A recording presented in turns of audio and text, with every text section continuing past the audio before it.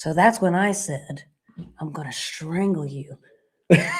Oh, crap. Are we on? Oh, okay. So, hi. Welcome to Hellbent Live. My name is Jessie Doyle. Let us know you can see us and hear us. And we're going to get started with the show. Jesse's a little sick tonight, as you can tell. We're going to see how long her voice holds out. We'll see. We'll see. I do have all of my provisions here. I have my you've got Ricola cough drops here. I've got some Mucinex sore throat spray. That's how we need to get sponsored. We need to get sponsored by all of my medications that are floating around here. All the life-saving drugs that you use on a regular basis just to keep yourself going another day. So I decided to crawl out of bed. I've been sick for a few days. Crawl out of bed, put a little makeup to complement my deathly pallor, and come and do the show. All right, how we doing here? We're good. We're good. I think everybody can see us and hear us. Let me know. Can you see us and hear us? Give me a 5x5. There we go. Stormy Starless Sea. I'm here and ready for the theories. Wildest theory wins a prize. That's what I heard at least. Thank you for being a member for 3 months. We appreciate it. Awesome, we appreciate everybody who has, including the triumphant return of the best damn mod in the business. This is very true. Lady Wolf is back. Welcome back. Leader of the Wolf Pack. Lady Wolf was busy with the holidays and wasn't here for a couple weeks, but we got her back in the fold. Yeah, my voice is very very deep and sensuous. Sultry. You're coming out in strangle mode, somebody said. So anyway, so yeah, we have been going around the topic of the show. Tonight's going to be, can we say ass? Does that get us on? I think ass is one of those words you can say. Okay. Let me Google that real quick. Can you say ass? You can't say that on television. I guess we probably should have done that beforehand. Yeah. Nope. Instant ban, apparently. Yes. It's considered moderate profanity. Yeah. So as long as you use it in an artistic way. Let's just say WAT, W-A-T. W-A-T. Theory. And leave it at that. So the purpose of tonight's show is just for us to have a little fun. It's the holiday season. Yeah. I know everybody is just running around crazy. Everything's been a little nuts lately. Everything's been a little nuts here. And always on show days, I have the weirdest and craziest days. For example, I've been insanely sick. I have an upper respiratory infection, and I've been fighting this nonstop. I ordered some stuff to get delivered today because I couldn't go to the grocery store. My entire order was stolen. My groceries were stolen. It had my medicine in it. That was stolen. And then I had a prowler in my yard, and I had to call the police. I had to file a police report on a prowler in my yard. So there's that. And then here we are at showtime.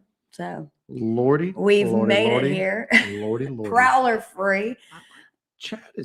My chat is not refreshing. My chat is not refreshing. What is up with that? I might just have to chat on this. So yeah.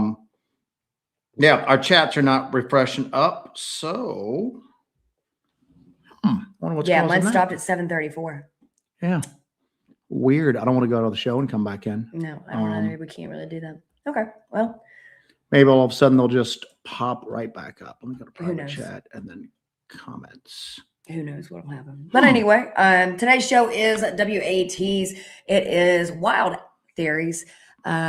We kind of want you guys to participate in this and throw your theories out there. Something non-conventional, something that's off the wall, something that's very weird. You know what it is we want to hear these theories, and the powers that be are keeping the theories from showing up. So, so that's something interesting. Corrupt. So anyway, what wild arse theory? Wild arse theories would arse is good. Yeah, arse is good. I sound like a pretentious. I always like when like American Jews, like obviously like, you know, British like slang like that. I always feel like just a pretentious arsehole at that point. But still, let me try to switch the comments so we can see them on stage. Nope, they're still not filtering. Hold on. I just had one come in. Oh, I just had a ton come in. Bam! Whatever you just did fixed it. Okay. All right. So it woke it up apparently. Hawk. Y'all live in the hood or what? A prowler in your yard. Yes. I'll tell you offline what it is. It's one of the neighbors. But we do live in the hood. one of the neighbors' family members. We'll leave it at that.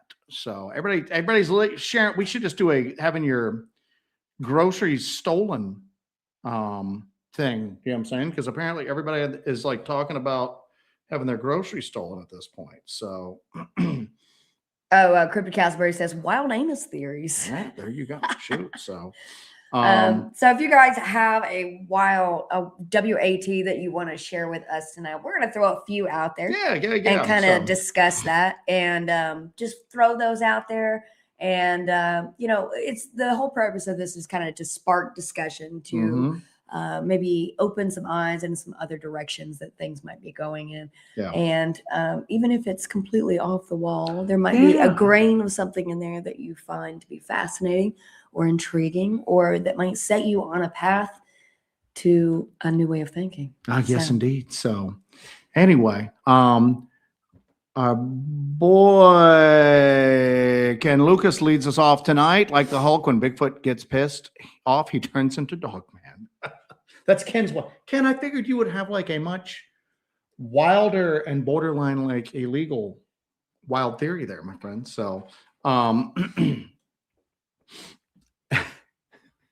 everybody's already getting on. Thank you for that, buddy. We appreciate it. And then JD Smooth, our boy JD Smooth, I have a wild ass theory. Bigfoot's pooping quartz. And since Jessie finds poop, that's why she's finding all of the quartz.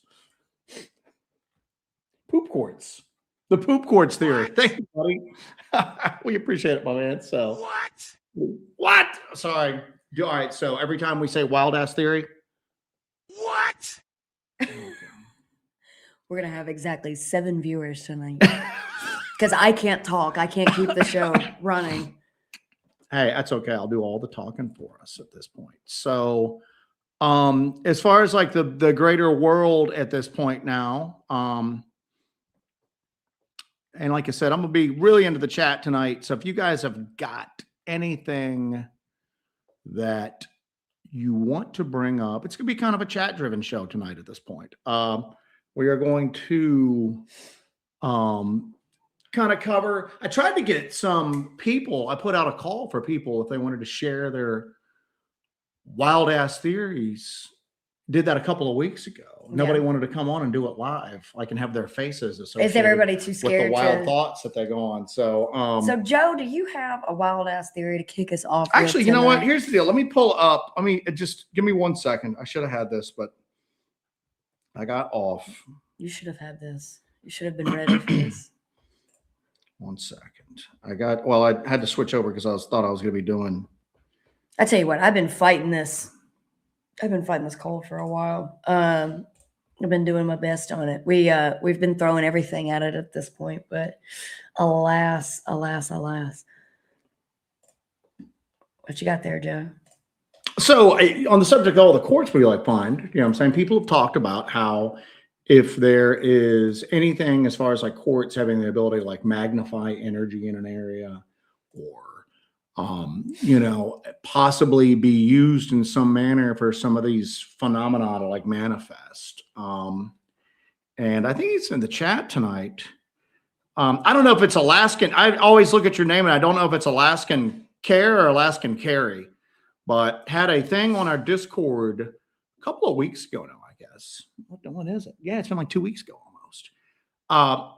Where we were talking about how just quartz and how quartz like might be used to magnify energy in some of these areas. And we had been talking about one of the things that I shared on the Discord is that in the past, certain areas, if we took in like spiritual protection device, like items, whether it be black salt or holy water or anything like that, some of like the more paranormal activity would just zip like right out. It would stop. And we've told the story in the past about how if you've watched our stuff in the past, we've got that tree where we caught the weird audio and we saw like some eye shine, heard a growl and all that. We were finding quartz around the base of it. And we called it like the offering tree, and you always just get such a bad feeling there. I can't even remember what set me off that time, but I was just like, I'm just gonna chop this damn tree down. I'm gonna like haul a chainsaw. And Jesse's like, no, you're not chopping down a tree. And so I was going to like take holy water out there. That was just like some wild ass plan I had. And we ended up not doing it. And I had like a little packet of holy water in my backpack. And we went through like a dry spell. And I even think we talked about it like to people just going, we're not running anything weird in the slightest. And it went on for like a couple of months, you know. Who knew that a little holy water would lead to a dry spell? And then I was like going through my pack or something, and I was like, holy crap, we're like out at the vehicle in the mountains getting ready to like leave out on foot. And I go, you're not gonna believe what's been in the back of at the bottom of my backpack. It's one of these like holy water vials. And Jesse's just like, oh, well, you know, leave it here now. And one of us was like, I wonder if like we'll experience anything tonight. It was like the floodgates opened up. It was crazy. So I also so we kind of knew that, you know what I'm saying? So people would go, hey, you need to carry like, you know, spiritual protection. We go, we can't because we're looking for activity. And if we carry anything to protect us, at least in certain areas, it seems like it works and it pushes the activity back. Well, I had talked about the fact that one of the other things that we noticed, and it's just something that I noticed, and I guess we need to test more, was that, you know, we always have knives with us. We're like knife people.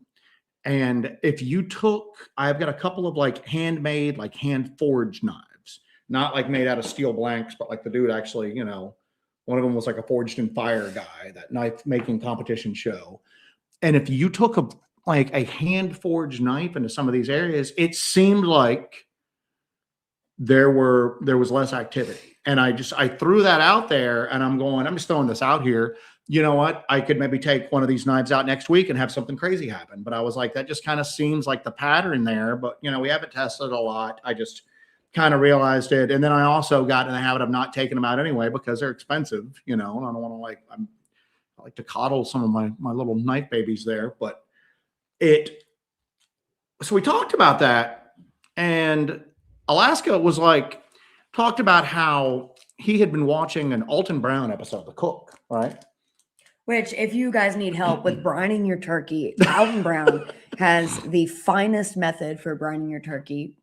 Perfect every time. Known to man. So, carry on. And he was like, he uses, and he was talking about how induction ovens work and how he used iron because iron was a very unique material. Iron has an excess of electrons just hanging around. When you put iron next to a magnetic coil, magnetic field, it causes the electrons to become excited. And if you alternatively, like, you know, reverse the direction of this magnetic field, it really causes the electrons to dance and creates excessive heat, causing the pan on the induction coil to heat up, and thus you can cook. And he goes into maybe this is how the tradition that Fae couldn't be around iron, and iron would burn them. And that's a long-held European tradition that some of these like creatures can't be around iron. Iron's like protection against them, usually the Fae and like other creatures as well. And he said something about the Fae and their beings caused them to excite the electrons in the iron just by their very presence. Maybe this is why the Fae are affected so much, you know, and the Fae are other like supernatural creatures at that point. And he goes through he talks about the fact that quantum physics states that electrons can pass through one another. Some in that field believe it's our very thoughts that keep the ground solid beneath our feet. If we choose to, we could think ourselves through the floor with the proper mechanical fields do the same to a ship. Basically snap your fingers and you're at one point in space, then you're at another point in space. And he goes, so what if Fae and other creatures for this discussion are quantum creatures? They're somehow able to manipulate the quantum field. And if they're in touch with how electrons move and able to move through them, could iron disrupt that ability? Basically, could some of the abilities that these creatures have be tied into quantum mechanics, which Ron Moorhead's talked about in the past, you know what I'm saying? But as far as like iron may be disrupting those abilities, and that's why I always looked at it something like more symbolic. Iron was like a symbol of like mankind's dominion over nature. Cold iron. His ability to manipulate nature to his advantage. Take something natural, mold it to his own needs, and then use it. And I always thought that was symbolic. And then I'm going, that's a great wild theory, is that maybe people used to use iron, and maybe that's why with the proliferation of like man-made metals, Maybe it's not just iron. Maybe iron was like the first one because that was commonly in use. That Now, did we go from the Stone Age to the Iron Age? Is that how that went? The Stone Age, Iron Age, is that what you said? From the Stone Age. No, Bronze Age. Bronze Age was the intermittent. Yeah, and then so, but that I was going to say that was a great leap forward in human technology. Are there properties?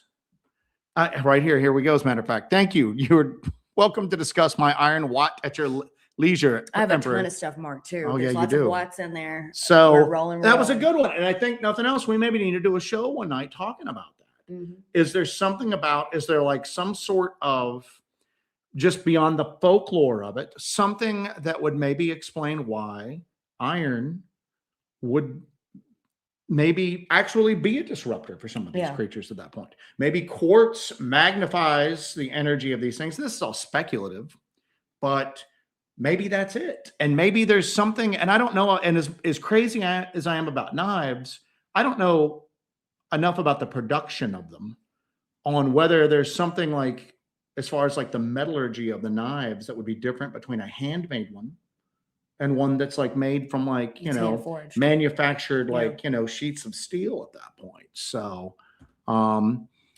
Just Old Hippie, thank you so much. Just Old Hippie is a member and said that they weren't subscribed earlier. So they subscribed to be able to jump into the chat tonight, but that's very odd. There's been a lot of weird stuff. We've been getting subscribed to channels we don't even watch on YouTube. That happens. So we'll go on there and we're unsubscribed to some, we're subscribed to others. I think it's probably it's just the algorithm trying to figure out what they want to suggest you to watch. Yeah. Our buddy Hawk, a late friend of mine, RIP, thinks they, quote unquote, they use certain minerals to help them with the things that they do. And that could go into that. You know what I'm saying? You know, why do, and again, I know the missing 411 stuff is a lot of debate on that right now. But one of the earlier things with missing 411 is people going missing in boulder fields. So like granite, large granite deposits, you know. Is that got anything to do with it? Or is it just that like boulder fields and large granite deposits are usually pretty dangerous places to be? You can slip, fall, get hurt or whatever. But there are many a crevasse. Yeah, we appreciate that, Hawk. Thank you so much, my man. I know that when we have hiked over near Table Rock, there's a huge granite boulder field up there, and there are multiple people who are still missing to this day from up there. One more recently, but after those wildfires up there, they don't think they'll ever find that lady that went missing up there. But prior to that, there was that gentleman from Clemson that went missing up there. But they think that perhaps either one of them like slipped into a crevasse or the lady actually crawled into a cave and passed away. But that was one of the first things we noticed when you and I went hiking up at Table Rock was that huge boulder field. Oh yeah, just like tons of like granite. And we actually made a comment about that. That was long before Hellbent Holler was a thing, actually. And then on the backs of that, my Lady Wolf, you need to get that Hawk, Lady Wolf. By the way, she loves Lady Hawk, the movie as well. So who doesn't? Another thing that Lady Wolf and I have in common. Joe introduced me to that movie. Lady Wolf, man. Yeah. All right. Anyway, let's see what else we got here. What other wild theories we go? Our buddy Jeff, here we go. Bigfoot is a hominid that evolved in the Americas independent of outside influence. It's the original indigenous humanoid. It's always been. What? Sorry. We have a cough drop. Now my throat's starting to tickle. I wouldn't be surprised if you got sick. I mean, probably. we're in close quarters. Yeah. But you know what? Here we are. But I don't know, Jeff. I mean, now you do have sightings of like large, hairy bipeds. It's a worldwide phenomenon. That's usually. Obviously, they go by different names, and every single person in this chat's into this subject, so they know this. You know, there's Yaren. You know, what is the Russian one? Almasty. But North America is a big focus on it. I was reading. I guess our Bigfoot and would you say that ours is the most famous just because it's been in so much media? There's been so much like contemporary media. It's culturally, obviously here, but I think you get into some other areas. I mean, obviously, and it's just instilled in their folklore. It's something that's instilled in the culture of the U.S. Yeah, but then you obviously get into, and we've got a lot of people from Europe. We've got people from Australia. You know, you've got Yowies in Australia. You've got the Yeti, obviously, in Asia and whatnot. Now, in other countries, is their version of the Bigfoot, the Yowie, the Yeti, all that is that as on the forefront of their cultural zeitgeist as Bigfoot is here? No. Do they have, do they have like Yeti t-shirts? Do they have, I don't know if Yeti conferences? I don't think they do in Europe. And I don't know about Australia. Australia to me would be out of like the Anglosphere, probably like the next closest thing to that. Canada obviously would, I'm sure, have a lot of it. Right. So we're ignorant Americans, man. We don't know much about outside the national borders. I'm just a poor girl from Appalachia. I can't afford to fly all over the world. You are a poor girl from Appalachia. But on Jeff's thing here, one of the things that, because we go back and forth, you know what I'm saying, on like what Bigfoot is, or even if Bigfoot exists. Is it just an interpretation of something else stranger going on out there? If you look at a lot of Class B sightings, like we always talk about, a lot of Class B sightings where people experience something weird, but they don't see the Bigfoot. A lot of that stuff could be something else, and people are just geared towards Bigfoot in the brain. And then we go back, you have these moments when you're out there and you look around and you go, man, something could hide out here. I was doing, and because we never are quite sure what we're dealing with out there or what to even think, or the third possibility, we're all just crazy. And Yeah. we're all just crazy. But one of the things I was reading up on is how certain primates have developed an instinctual avoidance of mankind. And it's almost a learned behavior that it's like passed down from generation to generation of these like primates to be extremely like reclusive with people. They've just learned it. They've learned that people mean bad news, and that there's like still in this day and age primates that biologists know are there, but they still have a really hard time getting photographs of them. And it's a golden tabor or something like that. I can't remember the name of it, but there was a picture of it as what started this. And people were talking about how rare it was for somebody to actually get video of one of these things. And I'm like, well, they know those are there. And there's wildlife biologists actively trying to get footage of them and often failing. Well, how do they know they're there? Well, they see the effects of the environment, tracks, everything like that. And I'm going, well, basically what people report in areas where Bigfoot's at. And I'm going, if you had a primate that it was just instinctive, avoid mankind at all cost, and it had the abilities that like a lot of these primates have as far as like superior strength, speed. One of the things that I did not know that much about as far as like the ability of like regular primates to like just basically blend into the environment and just disappear. There's a thing called predator-induced freezing response, which is where animals just freeze when they think a predator is near or they see a predator. And that some primates are very good at that, Now all of a sudden give them like intelligence at least equal to like humanity. Yeah. And all of a sudden it's not that difficult to think that maybe there's a possibility that something early on went, holy crap, these little hairless things are just murdering the hell out of everything around us. They're taking down woolly mammoths, they're cave bears, they're just massacring everything. They breed faster than we do. There's a lot more of them. They seem like they cooperate really well. They communicate better than we do. We need to like stay away from them. Yeah.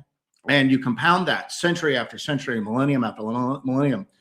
And it all of a sudden, maybe, just maybe, you've got a creature that's as intelligent as we are, more in tune with the environment, more physically capable than we are, whose overwhelming cultural, because it would be a culture at that point, overwhelming cultural and like directive would be stay away from people, avoid people at all costs. So love your theory, Jeff. Here's one from Don Murray talking about iron. I'm thinking about those furnaces out there at the LBL. I remember them when I was out there years ago. Any thoughts?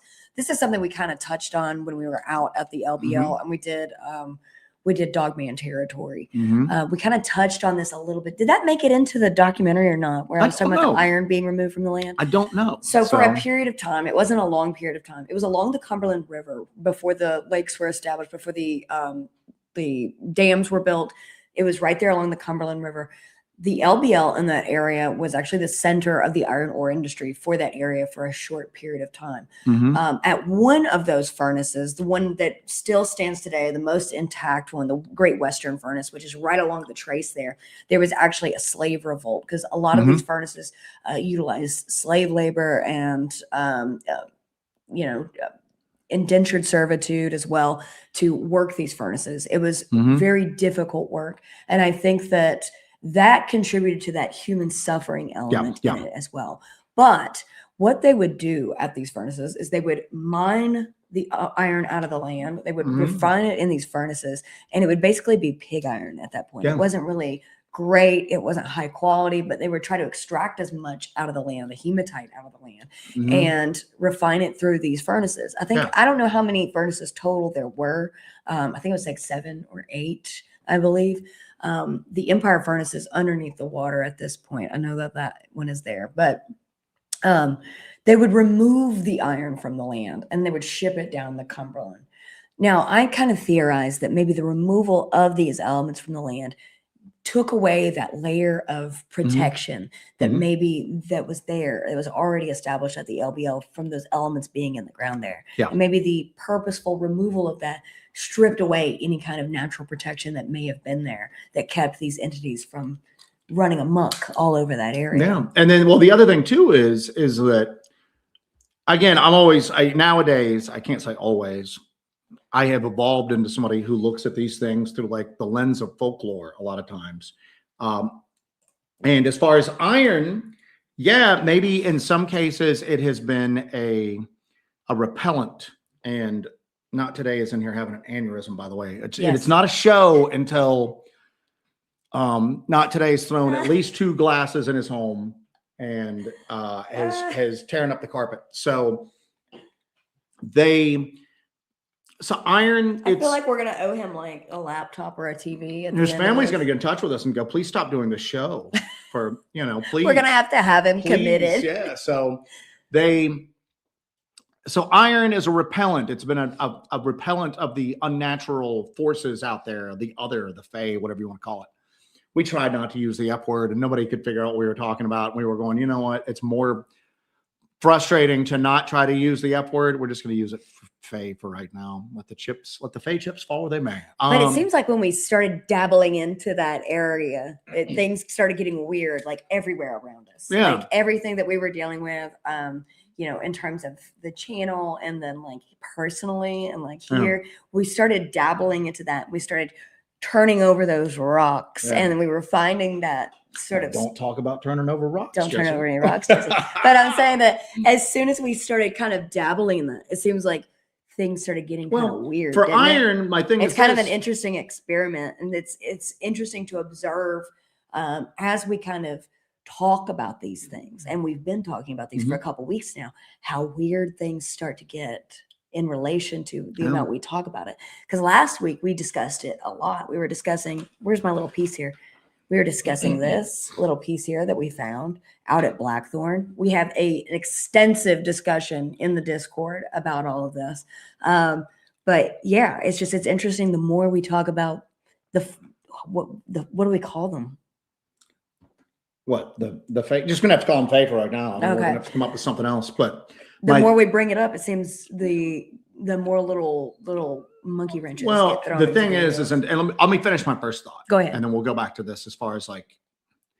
Let me finish this one. Actually, let's show stuff already off damn rails. You're not supposed to get their attention. In folklore, there's really no good fae.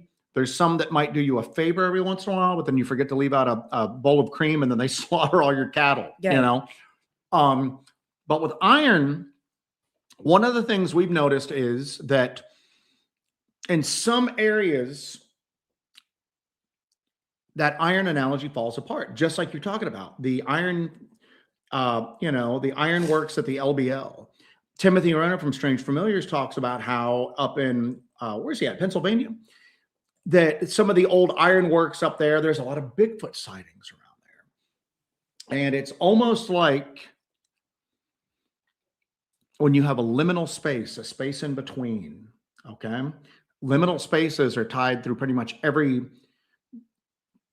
patch of folklore across the world as far as being somewhere where these other forces tend to show themselves or tend to be stronger, whether it's a liminal time of year like the equinox or the solstice or something like that, some place or time that's between two things.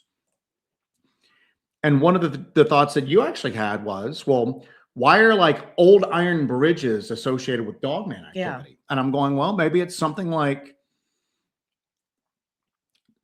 we're taking something that normally would have a repellent quality to it, to these things, and we're turning it into a liminal object.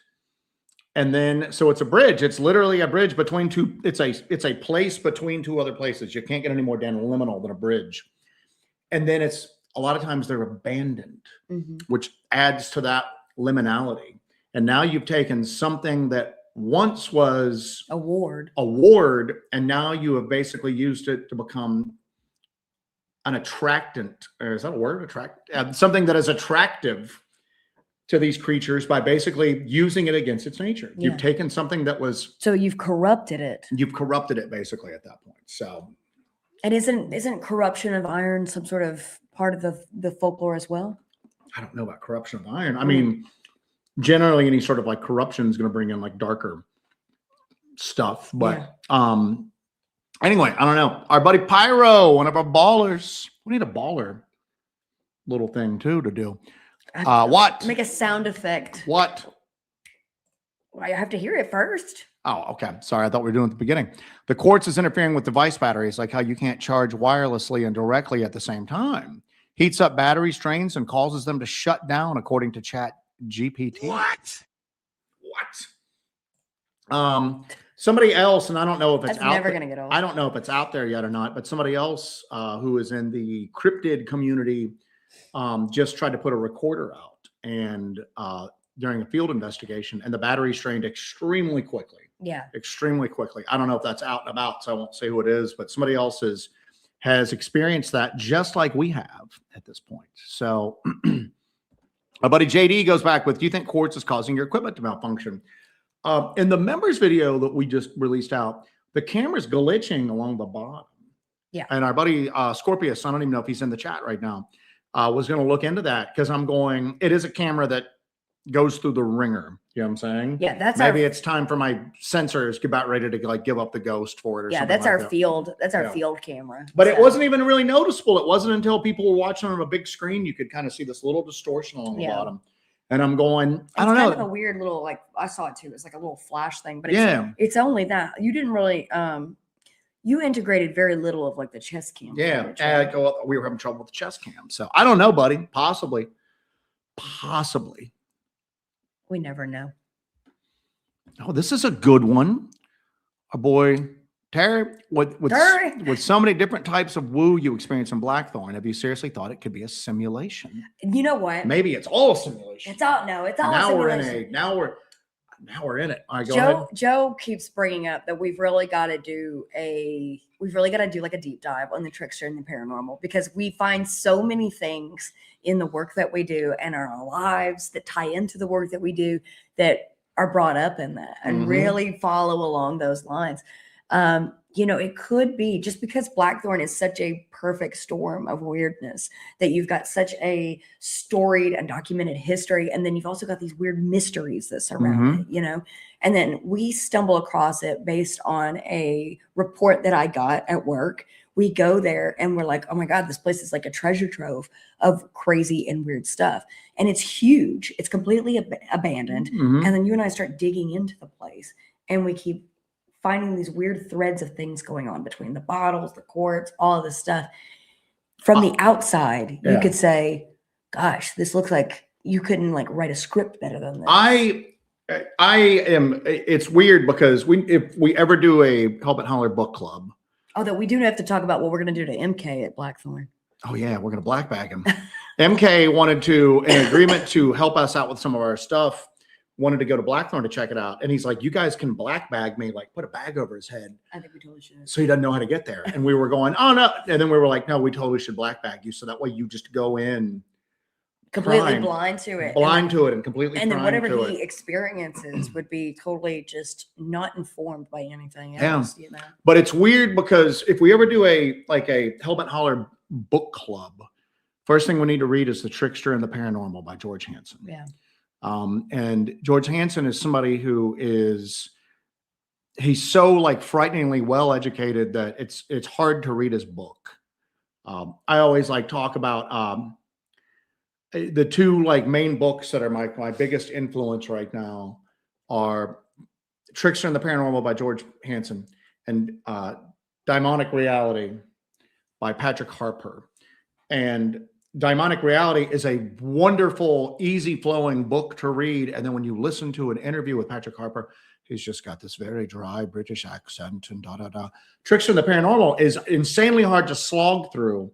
And even George Hansen tells you, you have to approach it. Tells you like Godspeed when you start to read it. No, he basically tells you, he goes, don't try to read it cover to cover. Yeah. Go in and out, read a chapter here, go out, try another chapter down the road. You have to approach it almost in an unorganized, chaotic manner. Oh, wow. Which is appropriate given the subject matter of it, of the trickster.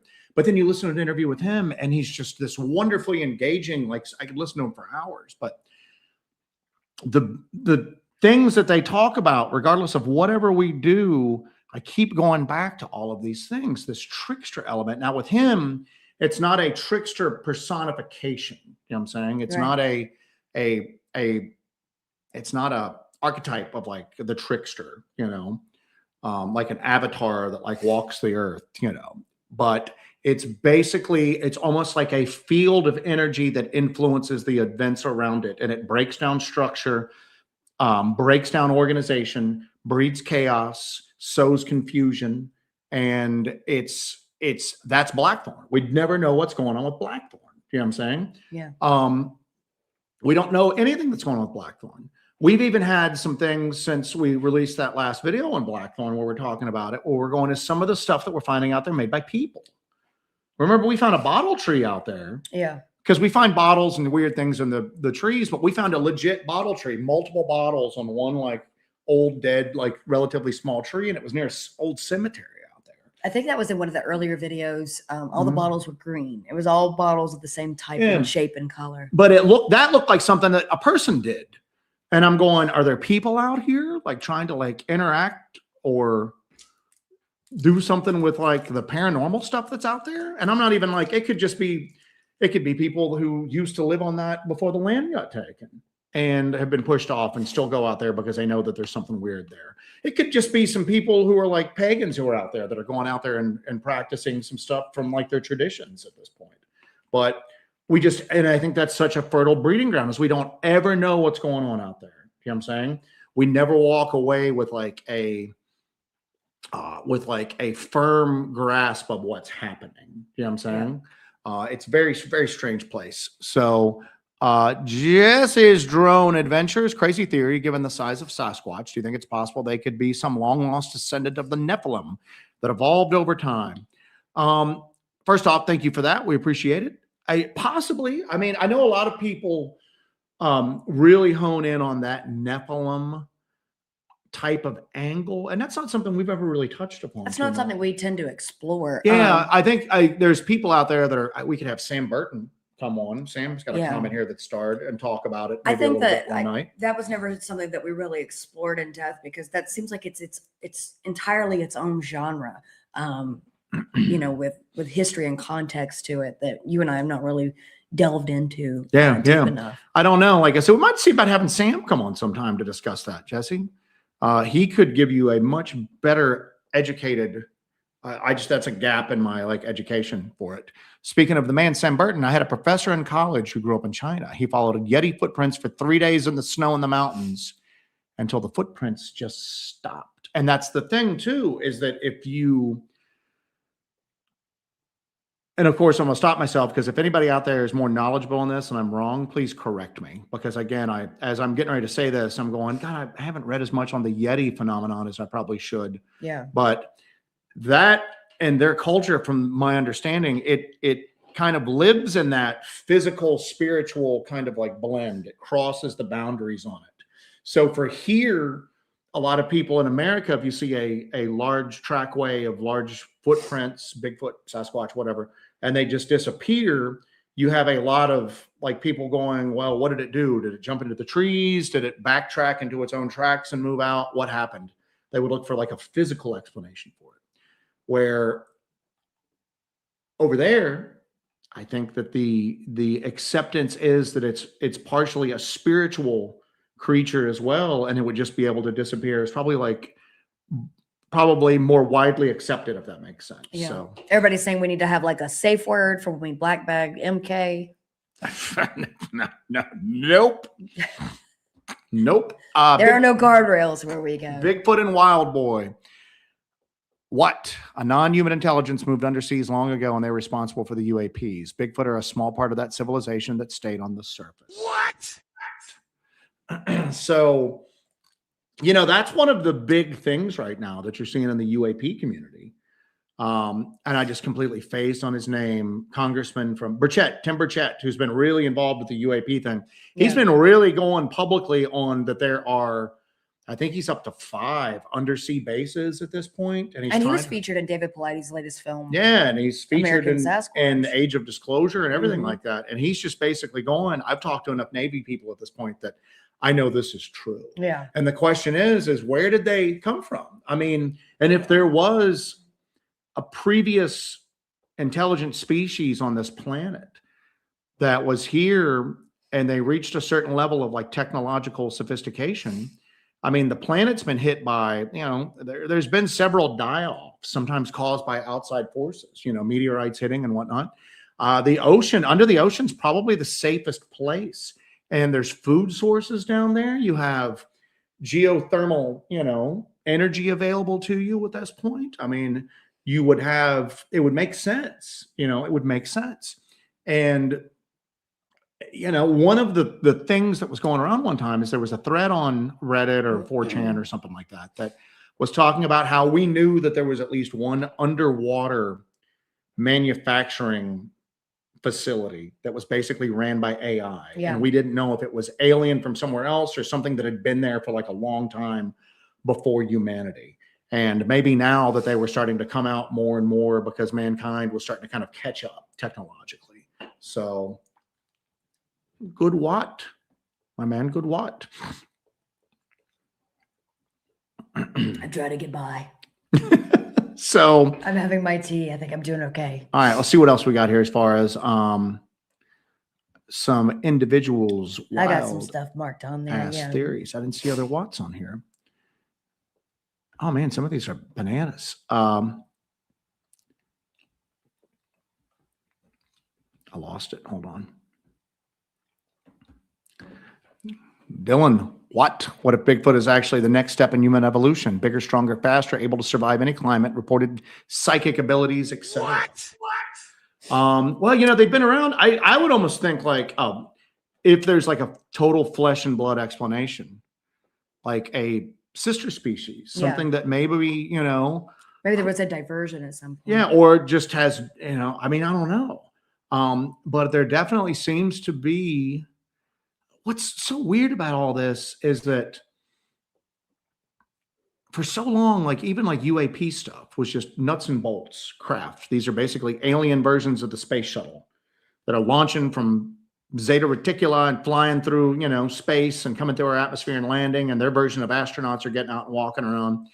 And then over the last like few decades, it's really gotten tied into consciousness and it's just very and more like what you would consider spirituality. And it's so weird because all of the stuff that I used to think was just hippy dippy BS, people meditating with crystals and stuff like that, are starting to see that there's like some validity to it. At least the people that seem most in the know really kind of lending themselves toward that. You know, Jacques Vallée, there's a famous story where what's her name, UFOs of God, Diana Pasulka was in his house or like his apartment in Paris or whatever, and he's got a very extensive library on like religious matters, and he had a book about the devil. You know, it was written in French. Yeah, very rare book. And he was like, and she goes, "Oh, well, this is interesting," and he just goes, "All the answers for what we're looking for is in that."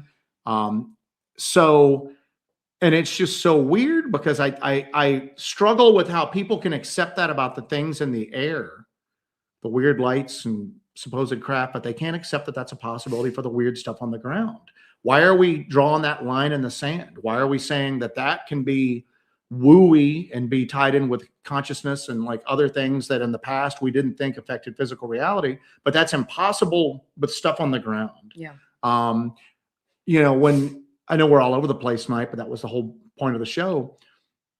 Somebody asked Lou Elizondo, the UAP guy, the guy that used to run like ATIP, OSAP, whatever, which are those, those he wrote acronyms. Eminent. Yeah. That was his latest. Wrote Eminent. I mean, he's the guy you see on all the TV shows, testified before Congress. And somebody asked him, if you had to pick one work of fiction that best summed up what we're dealing with here, what would it be? And he just goes, kind of takes a second and he goes, Chains of the Sea, which is a short story. It's not really, I don't think it's that well known. It's better known now after he said it. But basically, Chains of the Sea is a kid who his parents, everybody thinks he has developmental issues. And instead, he's able to kind of see these like entities around him all the time that nobody else can see. And they think he's crazy. They think he's like schizophrenic. And basically, entities show up from somewhere else, but they're not here to make contact with us. The things that this kid was seeing all along are really here. And they were denizens of this earth that existed alongside us. We just couldn't see them for the most part. And they were responsible for a lot of Bigfoot sightings and paranormal activity and all of this. And that when aliens finally showed up, they were here to make contact, but they weren't here to make contact with us. They were here to make contact with these other denizens because they had more in common with them than humanity did. Humanity was basically deaf, dumb, and blind as far as like the way that most of these entities in the universe communicate with each other and perceive reality and everything like that. So they were here to make contact. They just weren't here to make contact with us. Yeah. And, with the what we got here, maybe they have other abilities. And maybe that's why you see Bigfoot reported with UFO sightings and vice versa sometimes. Maybe Bigfoot are natural creatures here on this planet. And the others coming from somewhere else.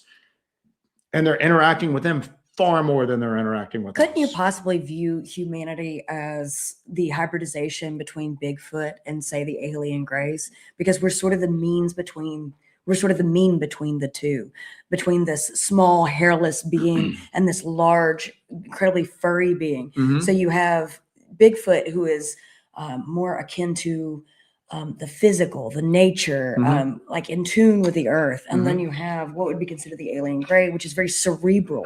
And it operates in sort of the celestial world. But could we be considered maybe a hybrid between the two? You've got an as above, so below. That we are kind of like the mix, but the perfect mix between the two. And that's why there's such an interest in us between both. Maybe we're a liminal creation ourselves. You know what I'm saying? Maybe we're the liminal entity in the equation. You have on one end Bigfoot, which is large, physical, primal, bestial, just, a creature of just like, basically the personification of nature. Yeah. And then on the other side, you have something that's cold and calculating, overwhelming intellect, very poor physical very strength. technology forward. Yeah, very, basically the personification of technology. Yeah. And then we're just kind of here in the middle. You know what I'm saying? And it seems like we're in a constant battle between our nature and spiritual selves, and then the progression of going into technology and moving forward as a species. Yeah. We're constantly in that battle between the two. Yeah. And maybe there is sort of a battle between that side of ourselves and this side of ourselves. And it's starting to manifest on the ground now. Yeah.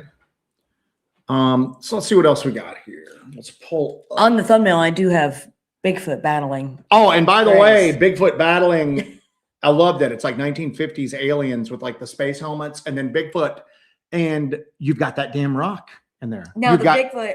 You've got the rock. The Bigfoot is using the rock. Here's a wild ass theory of the origin of the rock. Okay. So the Bigfoots were on that planet and they were battling the Greys. Okay. Mhm. The rock is their special weapon, because you'll notice if you notice in the thumbnail, all the Bigfoots have the rock in their hands. That is their weapon. One of the Bigfoots was thrust to the earth after the Great Space Battle, and you found his rock, and now we're paying the price for all of that. Give yourself a watt there, young lady. Our buddy Cryptid Castleberry and I were talking like non-traditional Christmas movies the other day. I am hereby declaring that Cobra with Sylvester Stallone is a Christmas movie. Very good. But well, there's Christmas decorations up in the opening yeah. supermarket scene. So if that's enough to give Die Hard and Lethal Weapon Christmas movie status, I want Cobra. What was your favorite like Christmas movie? I like the classics. I like The Christmas Carol. Santa Claus Conquers the Martians. That's definitely yours. Santa Claus. Number one. Mine was Jesse is starting to sound like Dr. Girlfriend. I don't know what that means. It's on Venture Brothers. But Cryptid Castleberry, our man, says there's an old iron furnace in Pennsylvania next to Toad Road. Lots of strange stuff happens around there. Timothy Renner's written extensively about Toad Road. And that might be, Castleberry, that might be where what I was referring to earlier, because I know he's talked about Bigfoot and old iron furnaces. That's probably it. So there are a few people in the chat who are mentioning that their children are autistic and they see things all the time. There's one right here. ACTR says, my son is autistic and sees things all the time. No mental illness. Well, and then someone else follows up here too, that my son is autistic too, and he sees orbs and spirits. There is such a huge connection between people who are on the spectrum and experiencing these things and actually seeing things beyond this. And there was that documentary that everybody was going crazy over with the autistic children who could. That wasn't did they do a documentary? No, that was a podcast. That was a podcast. Sorry. Yeah. And I just completely phased. I'm sorry. I'm completely phasing. I'm on cough medicine. Yeah. I'm doing my best. You're all messed up on that lean. What was it called? Somebody will know. Podcast. Because we literally telepathy tapes. Yes, because we. I got ready to type in podcast about telepathy, and I went, "Oh, telepathy tapes." We talked about it, and not like a lot. There are Bigfoot researchers out there who have noticed that when they take autistic relatives into the woods with them, that the activity goes wild. And that. The one person that we talked to in particular was talking about how they had them out there, and it seems like the child connected with something. There was some sort of communication that happened almost instantly. A completely nonverbal communication. Yeah. And I don't know if if the child is nonverbal or if he is verbal or not. That's something to kind of find out about. Yeah. It's definitely something completely cutting edge and something interesting to explore. Lady Wolf, enjoy the content. Hit that like and subscribe button. We are community supported. We have not taken that big Temu money advertising deal yet, but who knows? Maybe down the road. People are talking about AI a lot in the chat. That's one of my wild ass theories, is that a lot of UFO activity is not biological creatures. It's AI. It's alien AI. We're basically dealing with alien AI gods.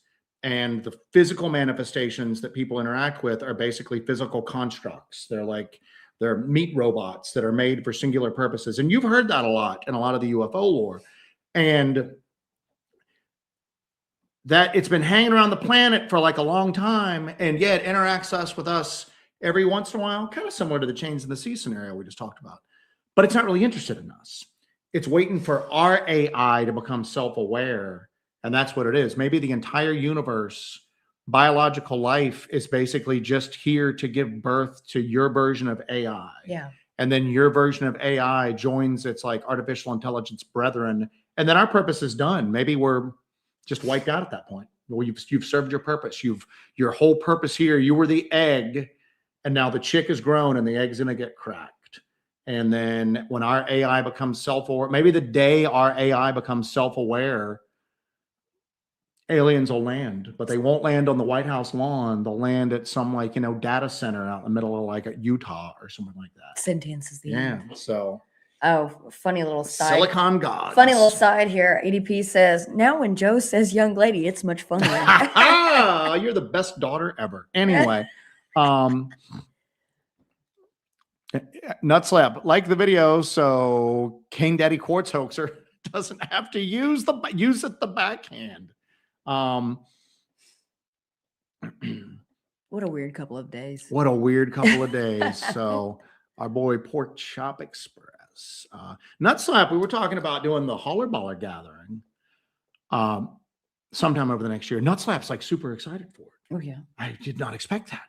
We're going to get out in the woods with Nut Slap. Not everybody's making it back, but we're getting out there. As long as we have a good game. That's all that matters. I need to have a night where it would have to be a member show because the general public would revolt. But where I just have worse than they already are with Not Today on it and just let him go. And I'm gonna go. You got the next 60 minutes, man. Just get crazy with it, you know. EDP says this is as good as steroid. I wish I was on steroids right now. Oh, you remember you were roid raging? Yeah, you were all roid raged up after you had your. I had 2 bouts of roid rage. You had your run in with the poison ivy. Yeah. And then they didn't give me steroids when I got bit by the cat, did they? No, they just gave me my. They just gave me. What's crazy is we don't have a tendency to get injured that much in the woods, but then we get home. I have a slew of medical maladies that always just occur like when we're at home where it should be safe. KYMH76. I've always had the theory that the government is fully aware of the existence of cryptids, and the National Park System was created to provide areas where they can remain hidden. She's taking throat spray. I'm happy to. She's off that watt button. Give me some watt. Oh, I'm sorry. Hold on. There you go. Thing. That's something that people talk about all the time, is that the National Park System was planned and set up. And as a containment system? Yeah. Well, we've talked about this in Blackthorn before. There were homes, plantations, old farms in the Blackthorn area. The land was seized by the government. And it's almost like they got to a certain level of prepping it up to for make it outdoor recreation. And then they just stopped. Walked away. Yeah. And we go, is that because there was already something weird here and they knew about it and that affected what was the land was used for? Or was it just something as simple as like they ran out of money and there was a budget cut? Maybe there was one person in like the local government there, the state government, who really wanted to make this happen and they got voted out of office or they passed away and then interest waned and nothing happened with it. And then once it was vacant and empty and not visited, that's when the weird stuff moved in. All right, so I got a what for you? I got a wild ass. Hang on. LW Marshall, I'm late to the show, but I wish y'all a happy holidays. Thank you, LW. Man, LW. Thank you, buddy. We appreciate you. Here's a wild ass theory that we were talking about earlier. You got one for me? And it's something that I keep toying around with. John Keel, UFO, the Mothman guy. Mothman guy. Everybody knows who John Keel is. John Keel would talk about how a lot of like UFO activity, but pretty much any sort of weird, cryptid, kind of paranormal, high strangeness stuff would go on in rural areas. 3 o'clock in the morning, times of the day when most people are in bed.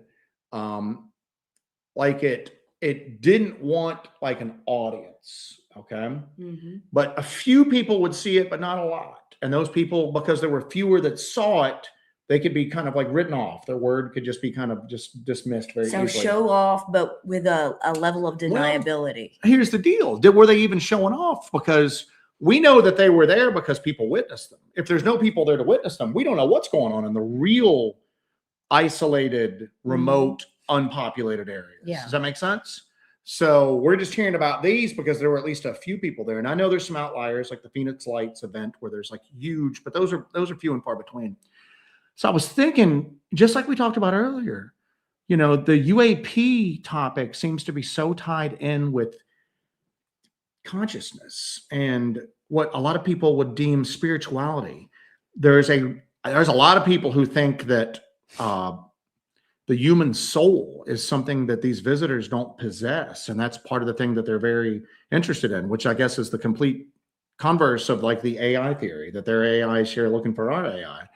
In this one, humanity has a soul, which these other entities don't possess. And that's why they're so fascinated with us. And that's why they're just here all the time. If it was just for scientific research, they would have learned all they needed to know about us relatively quickly. And we'd never get visited again, but they're just here all the time. So maybe there is something to that. Maybe there is like an element to like humanity that the more people you have in a particular area, maybe that element is stronger, Yeah. and it kind of pushes back the other at that point. Okay. Maybe like call it like a human barrier, I think is the term I used before for it. And if there's like a soul or just consciousness or whatever, the more people you get there, the more our human consensus reality gets strengthened. And the things that don't fit into our narrative about what the world is and what the universe is, they're pushed back, and it's harder for them to manifest. Yeah. And that's why when humanity was not as populous, well, there weren't as many of us, these things were much more open, and our ancestors sometimes interacted with them a lot more. And now, as humanity's numbers have grown, you don't see Bigfoot appearing in cities, downtown, 5:00 p.m. during rush hour traffic. You know, UFOs will sometimes appear over cities, but mostly when people are asleep. And I'm going, maybe there's some sort of like human barrier. Maybe just the presence of humanity pushes a lot of these things back.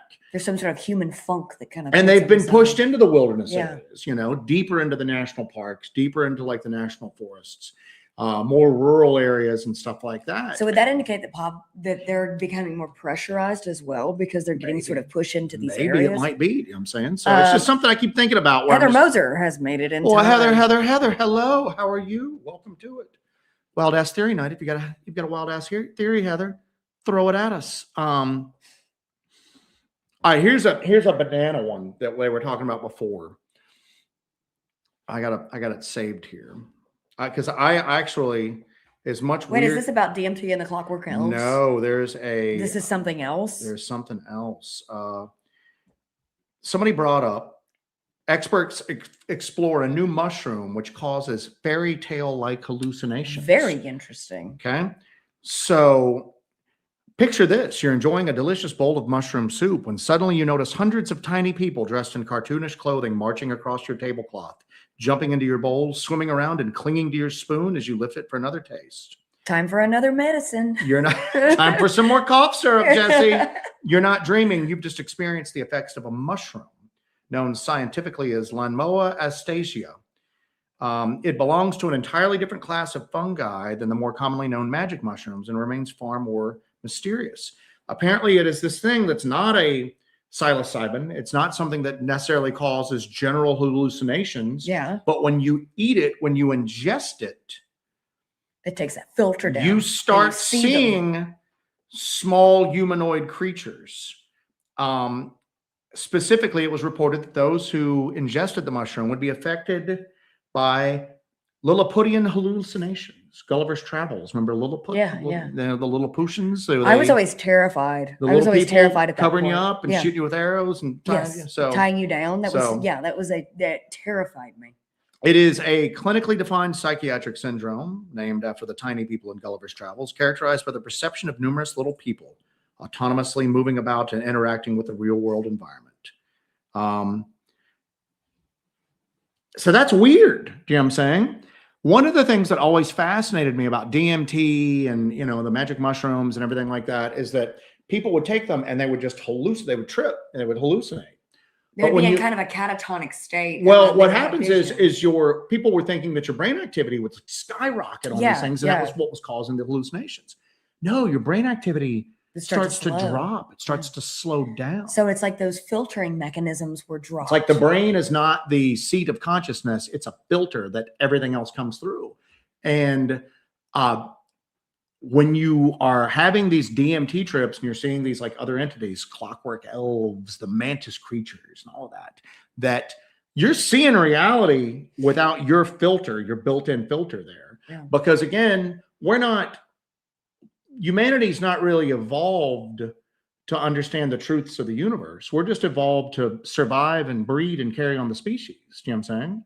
And that's what our bodies and our minds and our sensory organs are developed for. Yeah. We're not there to know the truth because knowing the truth of the universe around us doesn't aid in our survival as a species. And there's a lot of people that are really deep thinkers that are doing a lot on this right now. Basically going, reality is not what you think it is because you don't have the meat. Okay. You don't have the physical makeup to really perceive reality. So maybe this mushroom just takes down and one the psychonauts have been ranting and raving about this for years. And that's what's crazy is that everything, all the stuff that we used to thought they were drug-addled hippies. All this like drug-addled hippie stuff is now starting to like go, well, the smartest people in the world are like drug-addled hippies. But maybe that mushroom is just removing one filter. And I'm just sad that we have to hear, I told you so, man. But maybe that mushroom just removes one of the filters. It's a very specialized mushroom. And maybe there are a couple steps removed in reality, little entities running around, and you see them when you take this. I haven't even had a chance to read the whole article yet, but I'm jazzed to do it. So a man Ghetto Yeti has appeared. What's up? Whenever Joe says liminal, everybody has to drink. Quartz is capable of being a storage device. Could the crazy amounts of quartz contribute details and info to the simulation? I.e., the algorithm is the trickster. That's damn. Give that man a what? What? Every day is every day. Gift.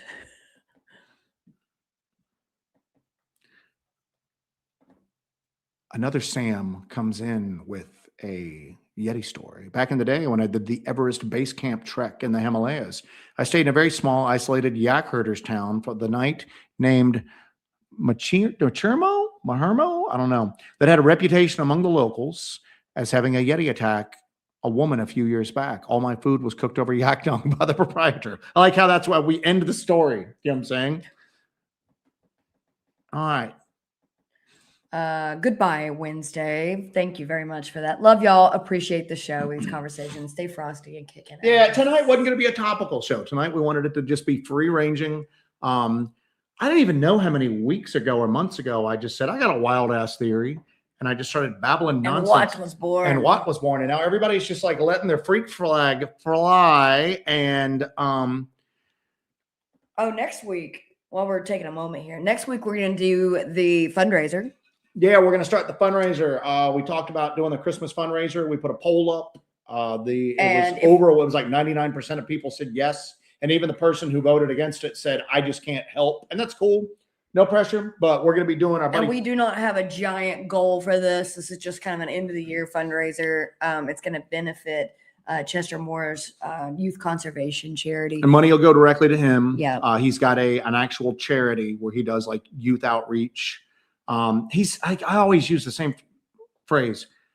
He's doing like the Lord's work. He's like a force for good on the planet. Yeah. He's like a legit force for good. And even when you talk to him and like you hang out with him, you're just going, it's a cool ass mofo. You know what I'm saying? But we do have a motivating little prize, a little sweetener of the pot if we reach the goal that we're going to set. So when we did the Oklahoma child charity for Bethesda, we ended up like with $5,000 we raised for them. It was awesome. That is not our goal for and we know we're not going to be able to do that this time. The Bethesda charity blew it out of the water thanks to you guys. Yeah, out of you guys. So yeah. Like $2,000 if we're able to raise $2,000? I think that's our goal is $2,000 for this one. If we hit $2,000, I will agree. Listen to this. My better judgment. Are you ready? I will go back to the City Boy cabin. And I will go by myself. Uh-huh. You'll be down the road of the vehicle. Uh-huh. I will go in there by myself. I'll blindfold myself. I'll sit alone in the City Boy cabin. I'll have a camera on me. I'll have another camera in the corner. I'll run a recorder and I'll see if anything happens. Joe is risking his life That's a little bit dramatic. Joe is going to. Joe is risking his life and confronting a vengeful spirit, all in the name of a children's charity. Joseph Doyle, how does it feel to be the most generous man alive? I'm just trying to set a good role model for my daughter here. So, but I will do that. If we can hit $2,000, I'll go back alone. I thought that was cool as hell. I'll go back alone and because I was even going when I was thinking about the charity drive and I was going, well, we got to come up with something. And I was going, what can we do as like the goal setter? And I'm going, do this, do that. And then I was going, go back to the City Boy cabin solo. and see what happens. Because we've not been back We there. haven't been back there like since we filmed that. We went last on the Halloween. outskirts of it one time, and it was like hyper overgrown. It was like insanely overgrown. Lots of storm damage, but I'll go back into the City Boy cabin. We'll run some recorders, and we'll see if something out there takes issue with City Boy being back in. Bonnie Blue McGee, old trickster archetypes like Coyote and Raven use their tricks to teach humanity lessons or basically bring karma. George Hansen's trickster. EDP is saying, oh my God, dude, I'll donate so you don't have to go do that, my, sweet City Boy. Because I'm telling you right now, we were trying to think of stuff to do, and we were thinking of some funny stuff, and then we were thinking of we'll do this, maybe we'll do like a particular investigation. And I'm just going, what's the one thing that we have just kind of shied away from doing again? Is the City Boy. At least I've shied away from the City Boy cabin. Even if that was just a weird, I can't say all of it because that audio that here's City Boy. We got both of those things on two separate things though. Two separate on devices. a camera and then on the audio recorder. On the audio recorder. Yeah. And then we didn't even know that shadow figure was there until I had already uploaded the whole episode. We had to take it down. Take it down. And I'll do that because I was thinking about because again, here's the deal is that I got to go back eventually. And Joe's not going to let some disembodied spirit with a bad bully attitude me around, but I'll go back for that. I'll go back. Surviving the Strange says Joe's auction off date nights in the City Boy cabin. So have you released that bandana tied up in the tree that really tall one? I don't think we've released that one, have we? Yeah, we'll put it up if nothing else. So I have some Blackthorn archives that we just haven't gotten to. Yeah. So there's one area that we go to where there's vines everywhere and it's visually insane. And it was the first time I ever brought out the Polter script. Mm-hmm. And I got some really crazy responses on that Polter script. That's in there. I got to go through all that stuff and get that released. That's going to be some members releases because the Blackthorn stuff is just too off the wall for the Bigfoot and Wild Boy's got a question. Folk.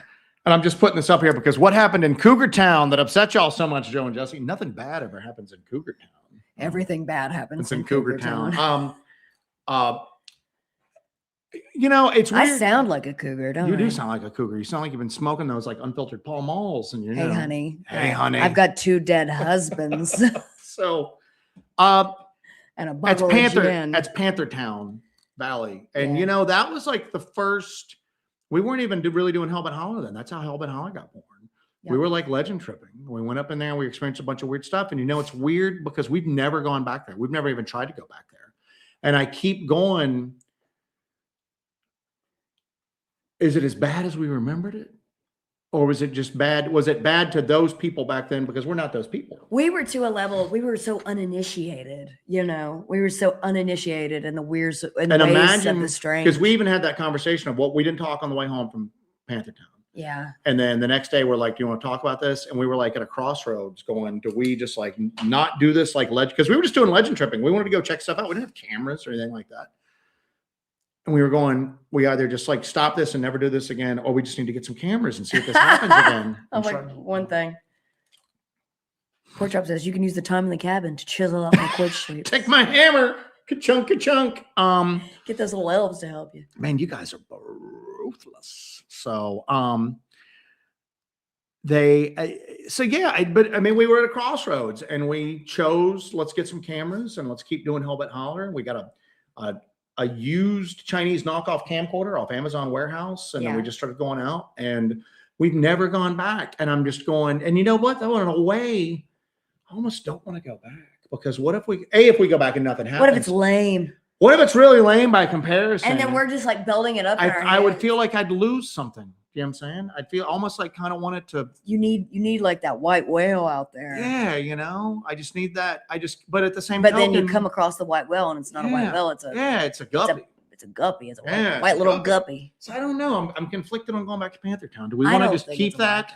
Do we want to keep that as like the memory of like what really put us on this path?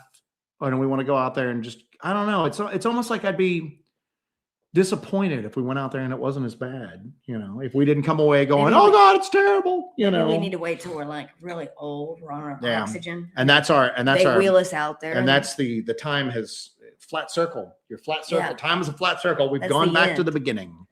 The beginning is the end. Yep. So We ride off into the sunset. all right. So And that's when we announce our new channel. Cooking with Jesse and Cooking Joe. Jesse and Joe. Everybody's crazy. You got anything else more start up here? Because we're coming up to the end of this. There's some crazy stuff on there. I'm going through it too. Quartz Gate. So You're gonna go get it, aren't you? Telling you. Are you gonna? No, I'm not. I'm gonna go back and get that piece of quartz. Oh, hell yeah, I am. We might like raffle it off, not for money, just have everybody like, do a goodbye Wednesday. Said you will welcome. You will welcome. Thank you, goodbye Wednesday. Thank you. So Sam Burton tells us a Yeti story, and then Sam Burton comes back with this. I know a guy in London who went camping in Wales, ate hundreds of magic mushrooms. He was in the hospital for a year tripping, reduced his IQ by many, many points. So, all right. He expanded his mind until it blew out his ears. So what? I'm going to go to the bottom of the chat here. We're coming up on the last 10 minutes of the show.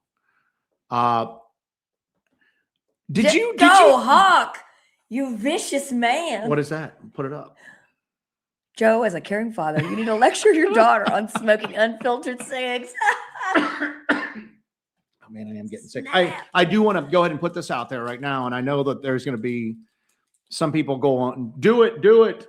And other people going, don't you do it. Just like if you're like on top of a building getting ready to What jump. are you going to do? If I come down sick, like right now, if I get like sick, like fever and everything like that, thinking about going out solo, like either in the as a sick man, not super. I mean, if I'm bedridden, that ain't happening. But I wonder if see what you people have done to him. No, it's just I'll film it, but I mean, hey, as long as you film it. Oh yeah, I'll film it. Right. But just go out solo at night, like not super ill, like when I'm like out there like collapsed on the side of the road. But how do like different mental and physical states affect these things, like interacting with you? Look at me. Yeah, it's true, man. So I don't Miranda know. Crew has a knife check request. In my pocket today, I have a Spyderco matriarch. It's pretty sweet. Got the wave there, so I can wave it right out of my pocket. It's vicious, serrated. It is a self-defense blade through and through. Definitely needed that when I had a prowler in my backyard today. But yeah, so yep, it is the Spyderco matriarch here for Jesse.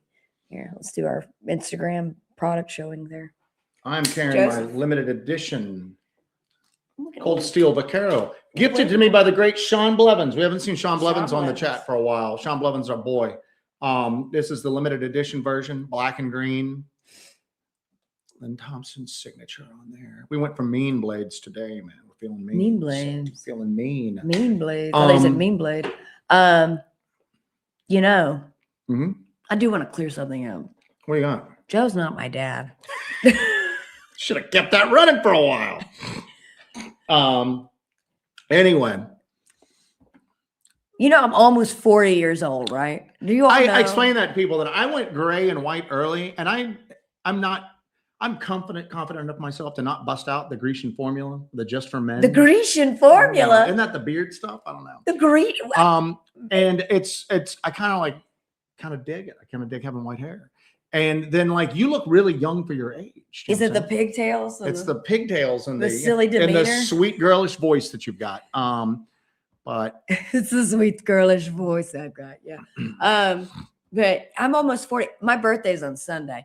How old am I going to be on Sunday? I don't know. How old are you going to be on Sunday? I don't know. Oh, good God. I'm almost 40. It's a sign of age. It's a sign of age. I'm almost 40. So God, I know you're very concerned about me being a child, but I'm almost 40. The internet is very concerned that I'm a wily siren luring some old man to his death. Some poor adult old man. They were talking about, did you do a Indrid coleslaw video? Oh yeah, MK said, am I tripping? But wasn't there a cooking video Jesse did, Mothman coleslaw? I remember making it. I did make a Mothman coleslaw. Indrid coleslaw. You know what it is? If you ever talk to Joe Perdue, and Joe Perdue of Wild and Weird, West Virginia. If you ever get him to make you some hot dogs, he'll make some good ass hot dogs, okay? Good ass hot dogs. He'll also make you his coleslaw. It's the Indrid coleslaw. And he is so proud of this coleslaw, and it's delicious. I got to tell you, it's delicious.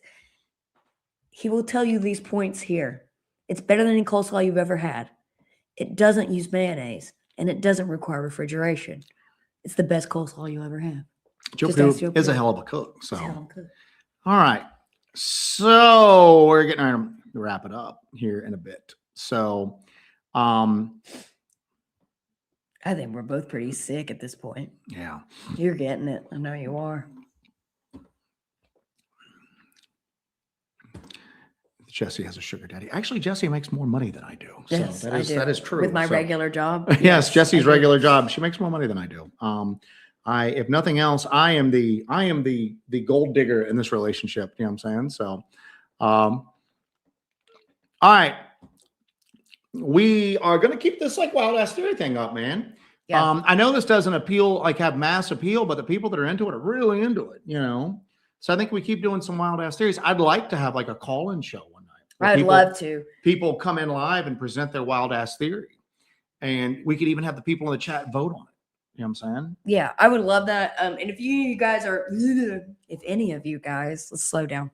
If any of you guys are interested in doing a call-in show, I know a lot of you are in our Discord chat. Now, if you are a member, we do have the Discord.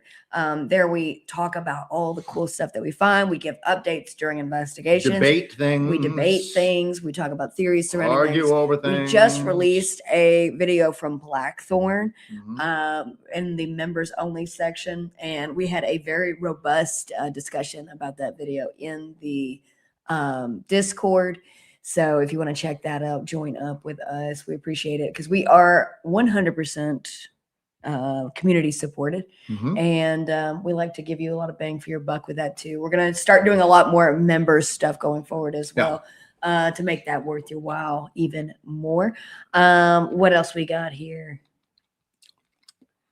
Joseph Sugar. I think we're good. I think we're good on everything. So Hawk, stop giving people memberships. Hawk, you're too generous, man. So you are too generous, sir. So all right, guys. We're going to wrap it up.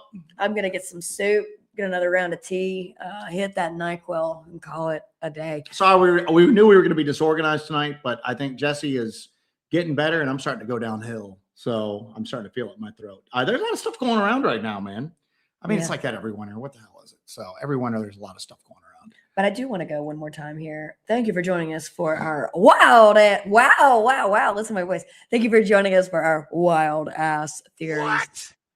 Oh yeah, baby. All right. Thank you for joining us tonight. I hope you guys have a fantastic weekend gearing up for the holiday season. Remember that next Tuesday will be the fundraiser show with the big prize being Joe trapped in a cabin with a vengeful spirit. Don't you love it? Couldn't be any other more Hellbent holler way to do this. Exactly. So get ready for that. I hope you guys can join us for the fundraiser show on Tuesday before we break off into Christmas. Yeah. We appreciate you guys. Appreciate you guys sticking with us, hanging out with us, putting up with my sexy smoker voice that I've had. Enzo wants to know, we're doing a show next week, or is this it for the year? No. We're doing we're going to see we might even do 2 shows Christmas week for the fundraiser. Yeah. I don't know. Like I said, everybody had such a good time doing the Bethesda charity that we thought we'd pick another good charity out to support. Yeah. It's going to be Chester Moore's outreach program with children. We're only going to focus on children and animals. Children and animals. Children and animals only. You know what I'm saying? So that's going to be our bag. Yeah, but I think especially this time of year, we want to spread a little cheer. We want to do something for somebody else and, kind of pass along any goodwill that we have residing in our deep little hearts.